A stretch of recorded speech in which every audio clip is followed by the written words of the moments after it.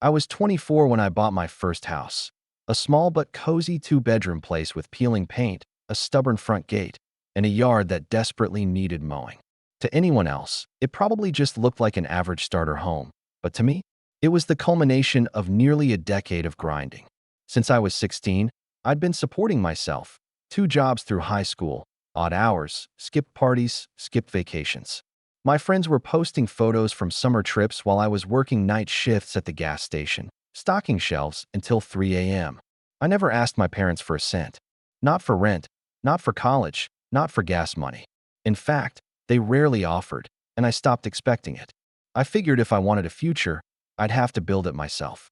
I thought, naively, that my parents would be proud. I didn't expect a parade, but maybe a, "Hey, good job, son." What I got instead was silence, and then the barbecue. The infamous family barbecue. It was supposed to be a celebration, just a casual weekend gathering with cousins, burgers, and beer. I drove over early because Mom asked if I could help set up tables. I thought that was her way of extending an olive branch, a sign that we were finally past the weird, cold distance that had been growing between us ever since I moved out at 18. Instead, it was like stepping into a pressure cooker. The first red flag was my younger brother, Dean, lounging on the patio like he owned the place.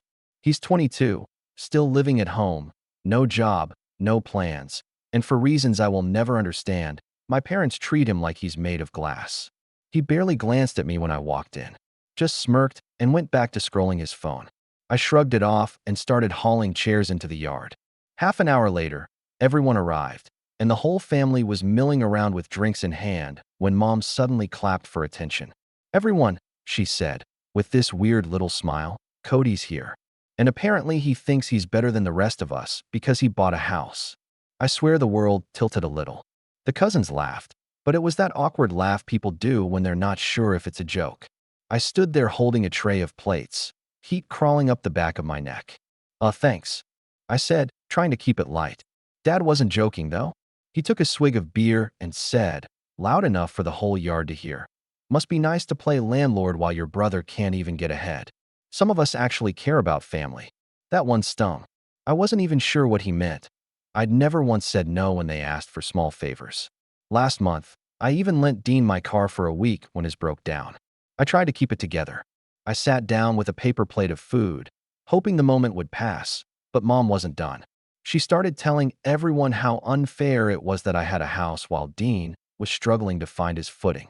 She left out the part where Dean had turned down 3 job interviews because he didn't feel like working retail.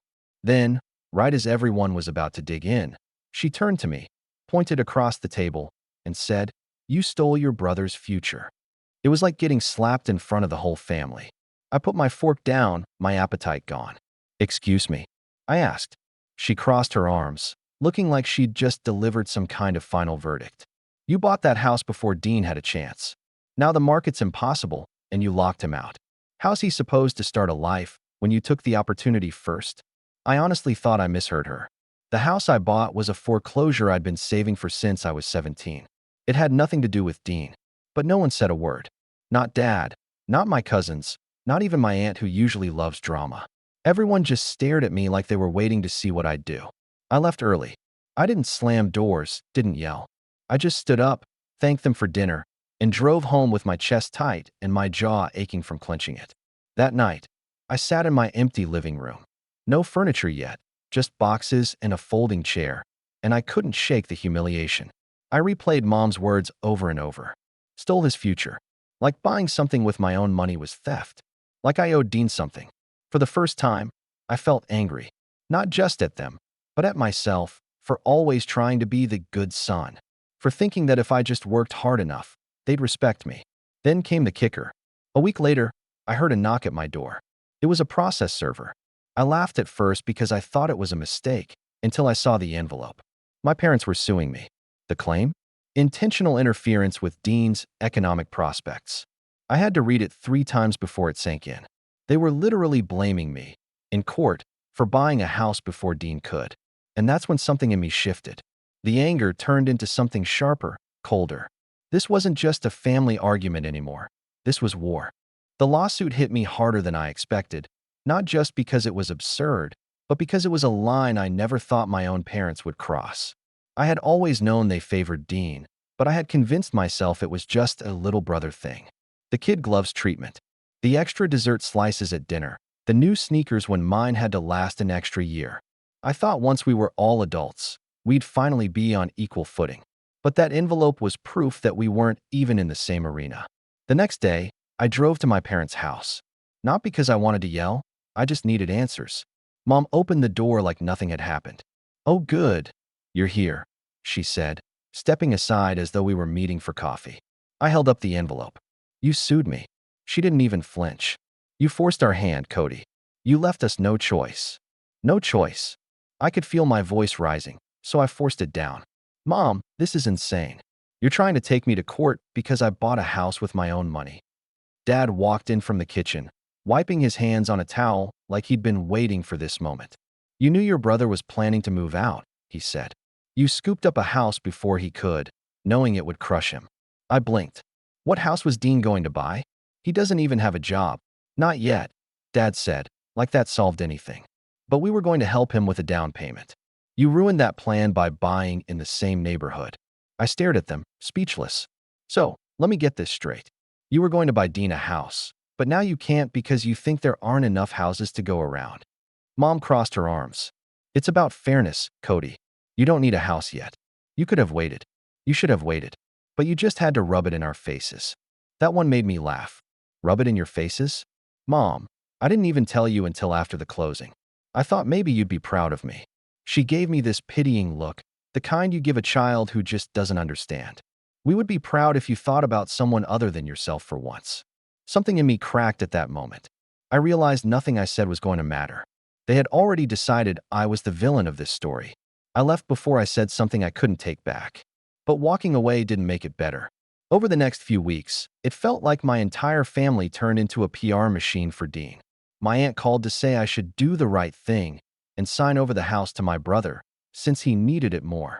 My cousin texted me a link to some article about housing inequality with a little thumbs up emoji, as if that somehow proved I was hoarding resources. Even my grandma, who usually stayed out of drama, called me late one night to tell me she was disappointed in me for putting myself before family. Dean, of course, loved the attention. He started posting cryptic things on social media, stuff like, "Some people don't care if you sink, as long as they swim," and "Imagine taking what was meant for someone else." His friends piled on in the comments, turning me into the villain in a story I hadn't agreed to be part of. The worst was the next family dinner. I almost didn't go, but a part of me still hoped maybe they'd calm down, maybe this would blow over. It didn't. As soon as I walked in, I felt the air change. Dean was sitting at the head of the table, my dad's seat, holding court like he was king of the world. He smirked when he saw me. "Oh, look," he said, loud enough for everyone to hear. "The homewrecker's here." I tried to ignore him and sat down quietly, but Mom wouldn't let it slide. "You know, Cody, we're giving you a chance to make this right before things get ugly. If you just sell the house and split the profit with your brother, we can drop the lawsuit." I couldn't believe what I was hearing. "Drop the lawsuit?" I said. "You think I'm going to give up my house, because you decided Dean deserves it more?" Dad leaned forward, elbows on the table. "You wouldn't have been able to buy that place without all the lessons we taught you. Without the roof over your head while you worked those jobs. You owe us." I had to take a deep breath before I spoke, because every part of me wanted to yell. "I paid rent when I lived here," I said. "Remember that? I started giving you money every month when I was 16. You charged me for groceries. I didn't owe you anything then, and I sure as heck don't owe you now." That's when Dean decided to chime in. "You've always been jealous," he said, smirking. "You can't stand that Mom and Dad love me more. So you try to buy your way into being the golden child." I stared at him. "Dean, I don't want to be the golden child. I just wanted a house. That's it. You're the one turning this into a competition." He shrugged. "If you really cared about this family, you'd give me a chance to have what you have." That was when I realized it. They didn't see me as part of the family anymore. I was just a resource to be mined. A walking wallet who had the audacity to use his money on himself. When I got home that night, there was a voicemail from my mom. Her voice was icy, controlled. "If you don't cooperate, Cody, we will have no choice but to escalate. You think this is just a lawsuit, but we can make things very difficult for you." I sat there in my little living room, staring at the blank wall, and for the first time in my life, I didn't feel like their son. I felt like their enemy. And that's when the anxiety turned into something else. Not fear, not sadness, determination. If they wanted a fight, they were going to get one. I wasn't going to roll over this time. I wasn't going to be guilt-tripped or manipulated. But before I could act, things got worse, much worse. Because a few days later, I woke up to a letter from my bank. Someone had tried to access my account using my personal information. Someone with my mother's maiden name, my date of birth, and my social security number. And that's when I knew this wasn't just a family feud anymore. It was about to become all-out war. I didn't even have time to process the bank notice before the next punch landed. That same afternoon, while I was at work, I got a call from my insurance company. They were verifying that I wanted to cancel my homeowner's policy. My heart dropped. I hadn't called them. I told them not to cancel anything and asked for details. Apparently, someone had called pretending to be me, gave them my policy number, my address, even answered my security question correctly. The question was mother's maiden name. By the time I hung up, my hands were shaking. This was no longer paranoia. This was deliberate sabotage. I called the bank to make sure my account was frozen and set up extra security. They confirmed there had been 2 attempts to access my online banking, both from the same IP address, which they gave me. I'm not a hacker, but I know how to plug an IP into a lookup tool. It was my parents' internet provider. I felt like the room was closing in. They weren't just suing me. They were actively trying to ruin me. And the worst part? They had the information to do it. Who else but family would know your first pet's name, the street you grew up on, or the make and model of your first car? I tried to give them one last chance to explain. Maybe it was some coincidence. Maybe Dean had a friend who thought this was funny. I drove over there that evening, clutching the printed email from the bank like evidence in a trial. The house was quiet except for the sound of the TV. Mom was on the couch, knitting. Dad was in his recliner. Dean was sprawled across the love seat with a bowl of chips. "Did you try to hack into my bank account?" I asked, holding up the paper. Dad muted the TV, but didn't look concerned. "Watch your tone, son." "I'm serious," I said. "Did you?" "Because this IP address traces back here." Dean smirked. "So? Maybe you should have better passwords." That was all I needed to hear. "You did this," I said, turning to him fully. "You tried to break into my account." He shrugged like it was no big deal. "I just wanted to see how much you had. Thought maybe you'd have enough to do the right thing and help out." I stared at him, stunned. "You don't get to help yourself to my bank account because you think you deserve something. That's illegal." Mom put down her knitting. "Don't be dramatic, Cody. He's your brother. Families share things. Families don't steal from each other." I shouted before I could stop myself. Dad stood up, towering over me like he used to when I was a teenager. "Lower your voice. We won't have you disrespecting us in our own house." "You're suing me," I said, my voice cracking. "You tried to cancel my insurance. You tried to hack my bank account. And you're worried about respect?" Mom's face hardened. "We had no choice, Cody. You wouldn't listen. You forced us to take action."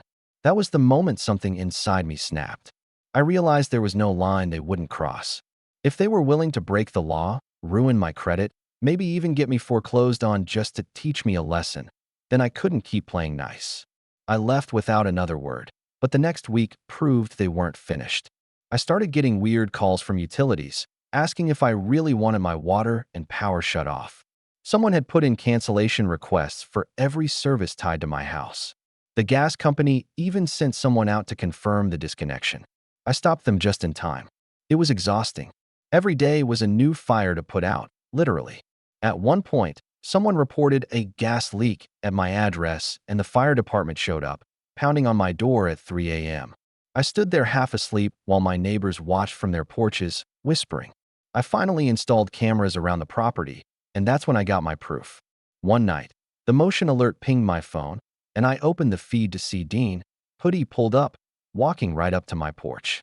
He bent down and yanked my for sale sign out of the yard, the one I had put up weeks earlier just to scare them into thinking I might move.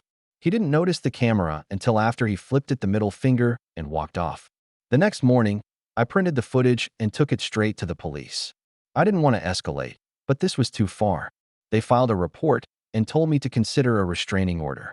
I hadn't wanted to go that route. He was still my brother, but after weeks of psychological warfare, I didn't have much of a choice. The next family dinner invitation never came, which suited me just fine. But that didn't stop them from showing up unannounced. 2 nights later, I was sitting on my couch, watching TV, when there was a loud banging at my door. When I opened it, Mom and Dad were standing there, furious. "Why did you call the police on your brother?"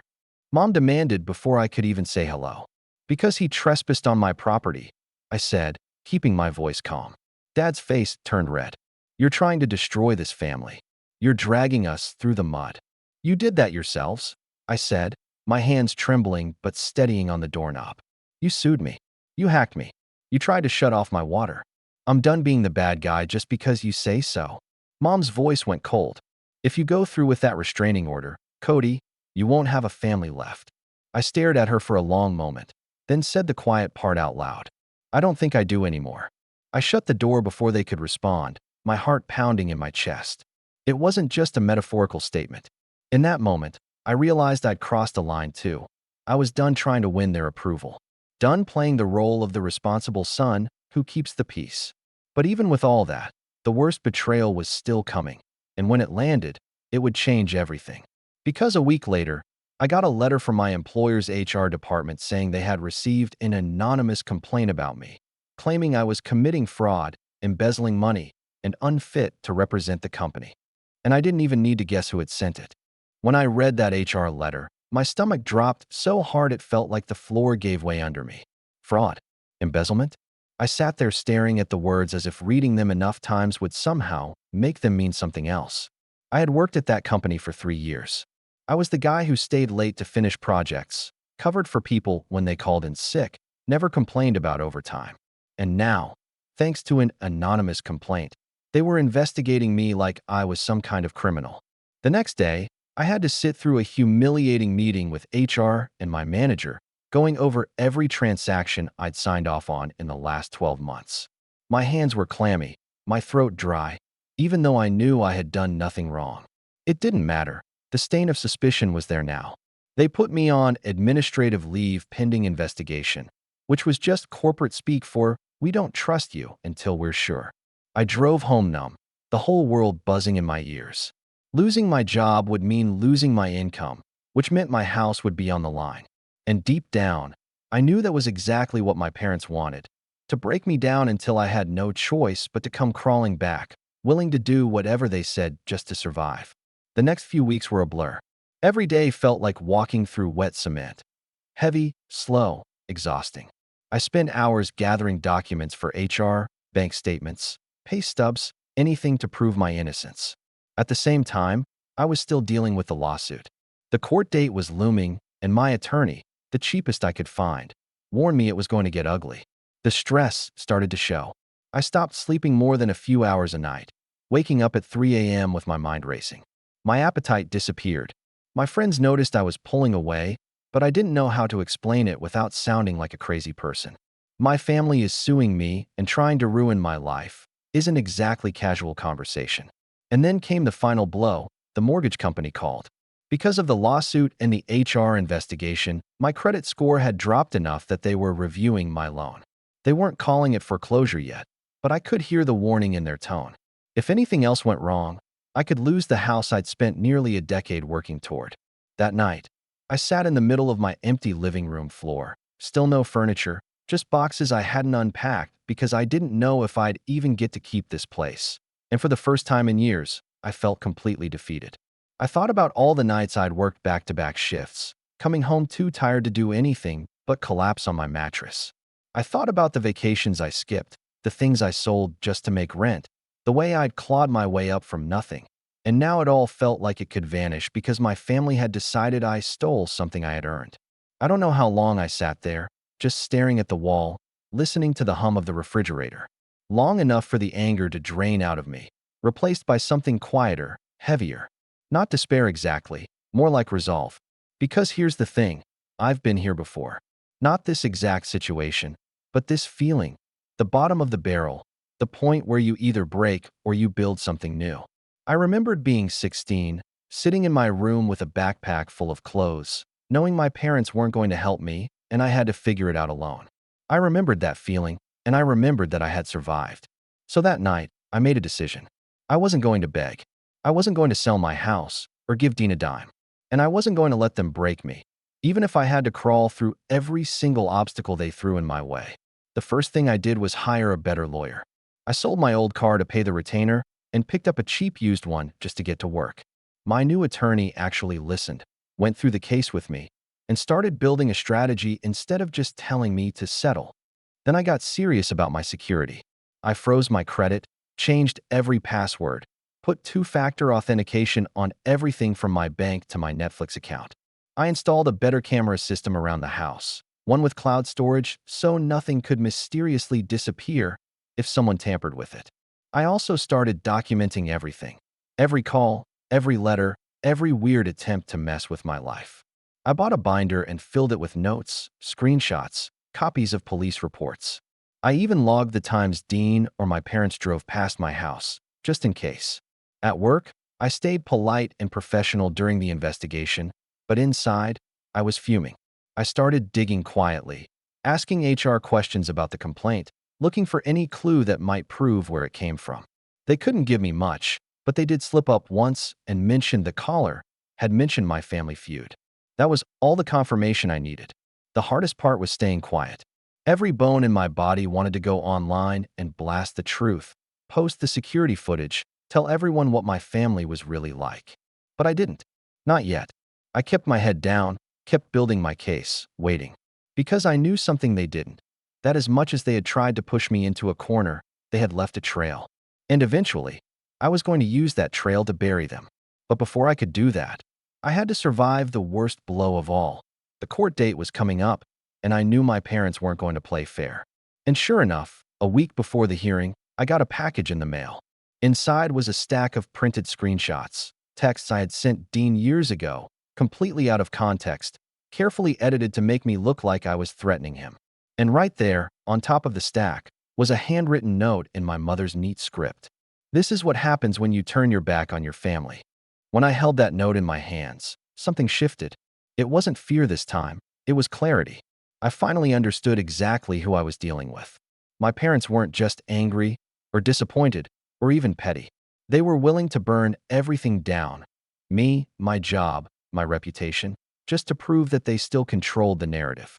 And for the first time in months, I felt a strange kind of calm wash over me. Because when you realize the other side is willing to play dirty, you stop wasting energy trying to be the better person and start focusing on winning.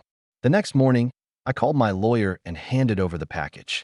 He flipped through the pages, his brows rising higher with every sheet. "This is good," he said. I blinked. "Good. It's fabricated," he said, holding up one of the screenshots. "See here? The timestamps don't line up. And this one? You didn't even have this phone number 3 years ago. This is going to make them look very, very bad in front of a judge." For the first time since this whole mess started, I actually smiled. That moment lit a fire under me. I doubled down on gathering evidence. I pulled my phone records, my bank statements, even got an affidavit from a friend who'd been there when some of those supposed threats were sent. My lawyer compiled everything into a neat, damning little portfolio. At the same time, things at work started turning around. HR finished their investigation and cleared me completely.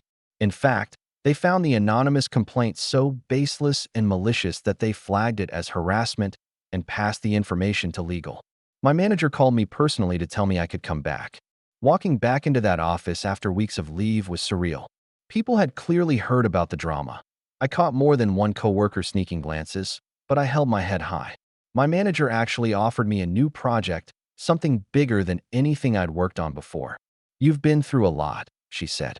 "But we know what kind of employee you are. We trust you." Those words hit me harder than I expected. After months of being treated like a villain, it felt good to be seen for who I really was. I threw myself into the work, stayed late, voluntarily this time, and by the end of the quarter, I not only finished the project but exceeded every metric. Then came the kicker. I got a raise. A big one.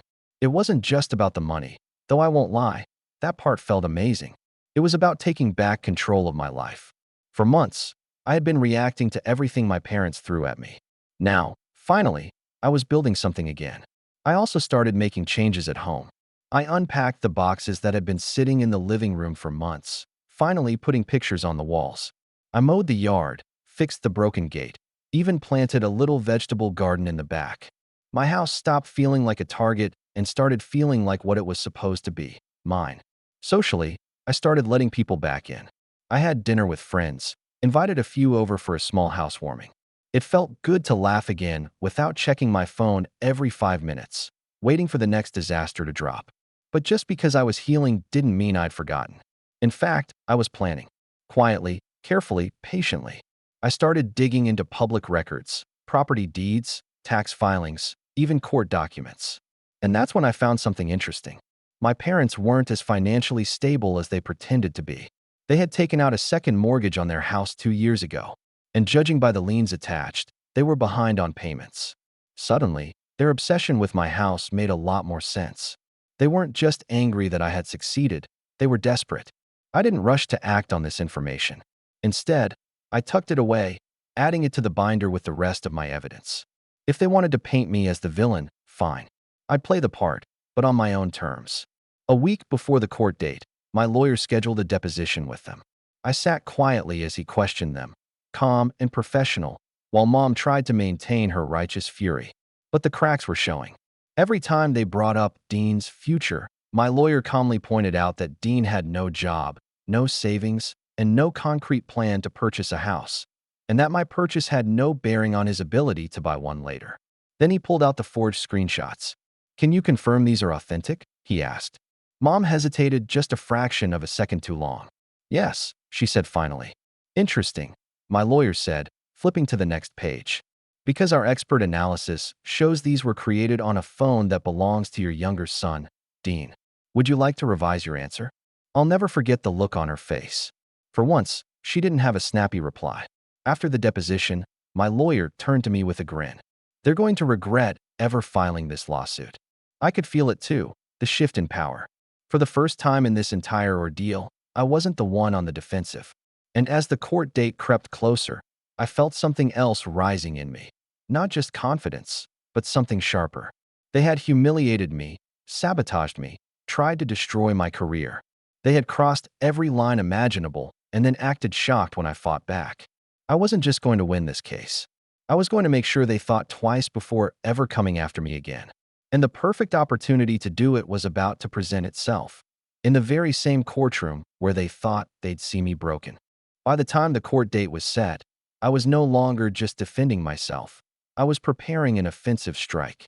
The deposition had been my first real taste of leverage, and I realized just how much power came from simply having the truth organized and ready to drop at the right moment. I spent the next several weeks turning my binder into a weapon. Every page was perfectly labeled, cross-referenced, tabbed. Evidence of the hacking attempt, printed with IP logs and a notarized statement from my internet provider confirming the trace. Proof of the false insurance cancellations, copies of the calls, dates, and times, plus the letters reversing them. Security footage of Dean trespassing, 3 different angles, synced together and burned onto a thumb drive. But the most devastating piece of evidence wasn't even about me. It came to me one night while I was doing my usual background digging. I was scrolling through county records when I found something I hadn't noticed before. My parents' names were listed on a pending foreclosure notice. At first, I thought it was a mistake. I drove to the county clerk's office to double-check, and sure enough, there it was. Their house, the house where we grew up, was weeks away from being auctioned if they didn't bring the mortgage current. And suddenly, everything clicked. Their rage at me buying a house wasn't just about favoritism or Dean's future. It was about fear. They were losing their house, their status, the one thing they'd always held over my head. "We put a roof over yours." And they couldn't stand the idea that I'd have a roof of my own while theirs was slipping through their fingers. I sat in my car in the clerk's parking lot for a long time, just staring at the document. A younger version of me might have felt pity, maybe even offered to help. But that version of me was gone. They had tried to ruin me, to strip me of everything I'd built. If they wanted a fight, I was going to give them one. I called my lawyer that night and told him what I'd found. "Interesting leverage," he said, in that calm way lawyers do when they know exactly how to use a piece of information. "If they keep pushing this, we can subpoena their financials. Once those foreclosure notices become part of the public record in court, it's going to be hard for them to keep playing the righteous parents act." The timing couldn't have been better. My HR department had not only cleared me, but offered to write a formal letter attesting to my good character and excellent performance. My boss even volunteered to appear in court if needed to testify that the complaint was baseless and likely malicious. In other words, I had credibility. They didn't. But I wasn't content to just let the court hearing be the end of it. Quietly, I started lining up things they didn't even know were coming. I met with my bank and got pre-approved for a line of credit. I started speaking with a real estate attorney, not because I planned to sell my house, but because I wanted to be prepared if they tried to file a lien or pull some last-minute stunt. And perhaps most importantly, I started talking to people in the family, not to beg, not to explain myself, but to let them know what was really going on. I showed my aunt the forged text messages, the police report from Dean's trespassing, even the letter from HR. Watching her face change from smug judgment to quiet shock was deeply satisfying. Word spread fast after that. Cousins who had once been cold toward me started reaching out with neutral texts, the kind that say, "We're not sure what's happening, but we don't want to be on the wrong side of it." Dean, meanwhile, had no idea the tide was turning. He still strutted around on social media, posting cryptic digs about me, subtweeting about toxic siblings, even sharing GoFundMe links to raise money for his housing situation. He conveniently left out the part where he wasn't actually homeless, just mad that he didn't have a free house. Mom called me one last time the night before the hearing. Her tone was sugar-coated, which was always a bad sign. "Cody," she said, "there's still time to make this right. Just sign over the house, or at least sell it and give your brother the profit. Let's end this before it gets ugly." I couldn't help but laugh. "Mom," I said, "it's already ugly. And tomorrow, it's going to get public." There was a long pause on the line before she said, "You'll regret this." Maybe once upon a time, I would have. But now? Now I was ready. The morning of the court date, I put on the best suit I owned. Nothing flashy, but sharp enough to make a point. I printed 2 extra copies of the foreclosure notice and slipped them into my folder, right behind the forged screenshots. Not because I was sure we'd need them, but because I wanted to be ready if my lawyer gave me the nod. Walking into that courthouse was surreal. My parents were already there, sitting with Dean at their side. Mom looked smug, Dad looked angry, and Dean looked like he thought he was about to win the lottery. They didn't know that the game had already changed. Because this time, I wasn't coming in just to defend myself. I was coming in to win, and to make sure they never forgot it.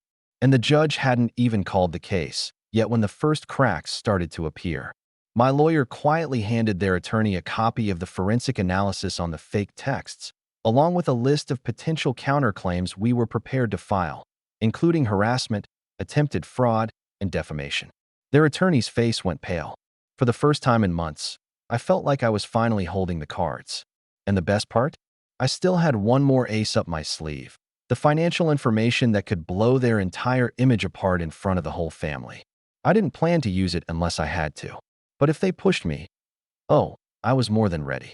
The courtroom was quiet except for the shuffle of papers and the occasional cough from the gallery.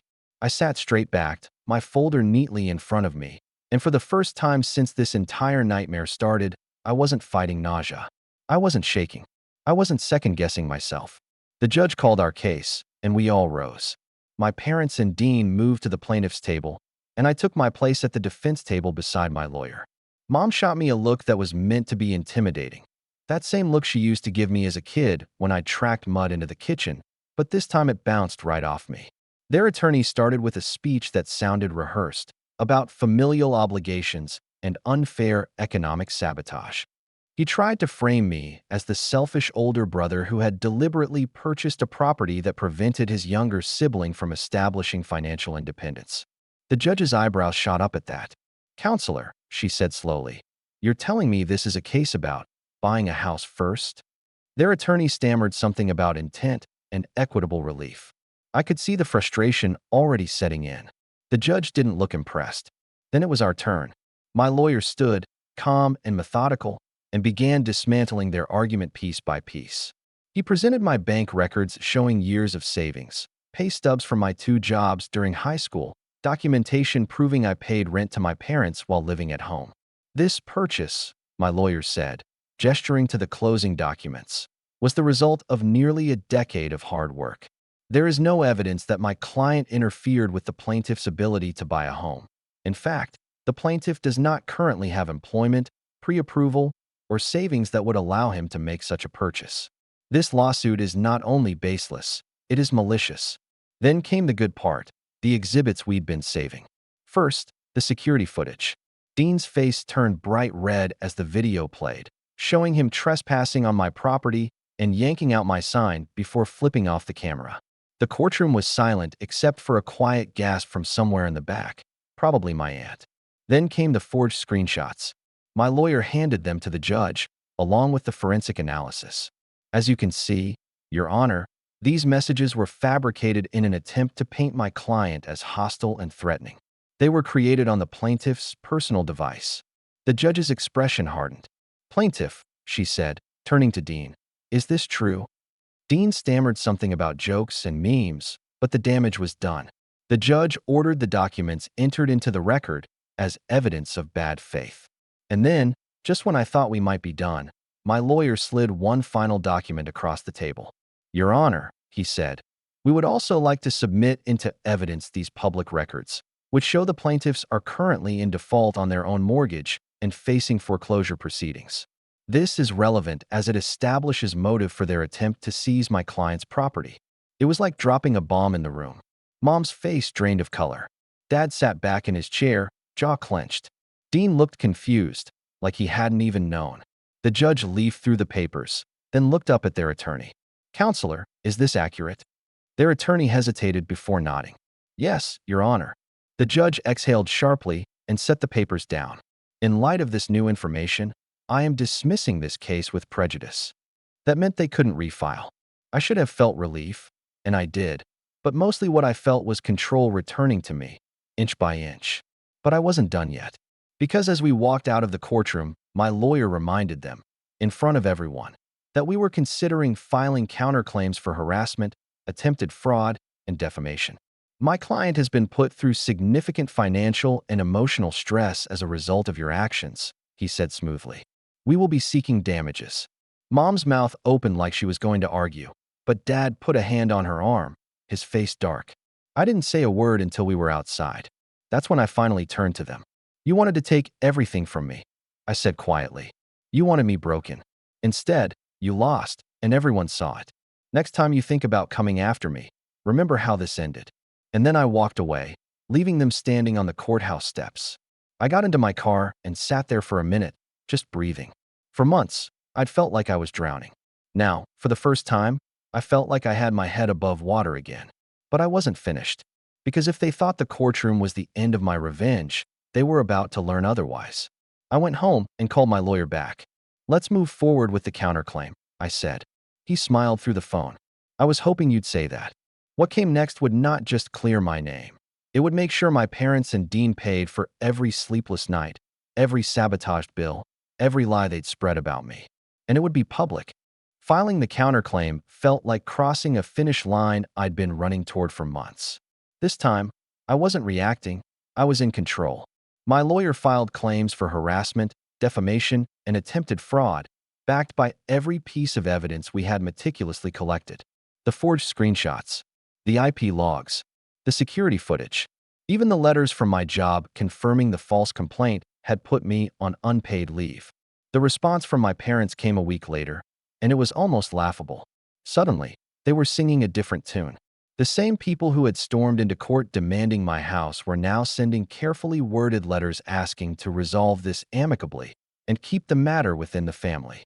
My lawyer told me it was a good sign. It meant they were scared. And they should have been. When the case finally went to mediation, I walked into the conference room with my lawyer, calm and collected. My parents were already there, looking worn down. Mom's face was pale, and Dad looked like he hadn't slept in days. Dean, for once, wasn't smirking. He was fidgeting with the zipper of his hoodie like a kid waiting outside the principal's office. The mediator went over the claims, outlining just how bad things could get for them if this went to trial. Dean's little stunt with the fake screenshots alone could have resulted in criminal charges if I'd chosen to pursue them. And the hacking attempt? The police report was already on file. We could have handed it over to the district attorney if we wanted. At one point, Mom tried to appeal to me directly. "Cody," she said, her voice trembling, "you're really going to drag your own family through this? were your parents. I looked at her for a long moment before answering. You dragged me through this. You started this. And now you don't get to cry foul because you lost. In the end, they had no choice but to settle. The agreement was clear. They would drop any future claims against me, issue a formal written apology, which my lawyer made sure was legally enforceable, and pay restitution for the legal fees and damages I had incurred. When I signed the papers, I felt lighter than I had in months. But the fallout didn't stop there. Word of the settlement spread quickly through the family. Suddenly, all those cousins who had mocked me behind my back were texting me to say they had no idea it was that bad, and were just going along with what they were told. My aunt, the same one who had called to guilt-trip me months earlier, showed up at my door with a pie and an apology. As for my parents, the foreclosure on their house went through a few months later. They had been too busy burning bridges with me to save their own sinking ship. Dean moved into a cheap apartment on the edge of town, and from what I heard, he was still trying to find steady work. I didn't go to the foreclosure auction. I didn't need to. Instead, a few weeks after the case was officially closed, I hosted a housewarming party. It wasn't fancy, just some friends, neighbors, and a few of the cousins who had stayed neutral through everything. But it felt like the closing of a chapter. At one point during the evening, as the sun was setting, I stood in my backyard looking at the little vegetable garden I'd planted months earlier. It had grown in nicely, green and full of life, a quiet reminder of everything I had fought for. And then my phone buzzed, a text from an unknown number. It was my mom. All we ever wanted was for you to be part of this family, she wrote. I stared at it for a while before typing back. I was part of this family, until you decided I wasn't. Then I set my phone down, turned back to my guests, and raised a glass. To new beginnings, I said. They cheered, and for the first time in what felt like forever, I believed it. That night, as I locked the front door and turned off the lights, I paused in the hallway, listening to the quiet of my house. No footsteps from upstairs, no doors slamming, no voices telling me what I owed. Just peace. And standing there, I realized that in a way, my parents had given me exactly what I needed. Not their approval, not their help, but the freedom to stop trying to earn either one. The war was over, and I had won.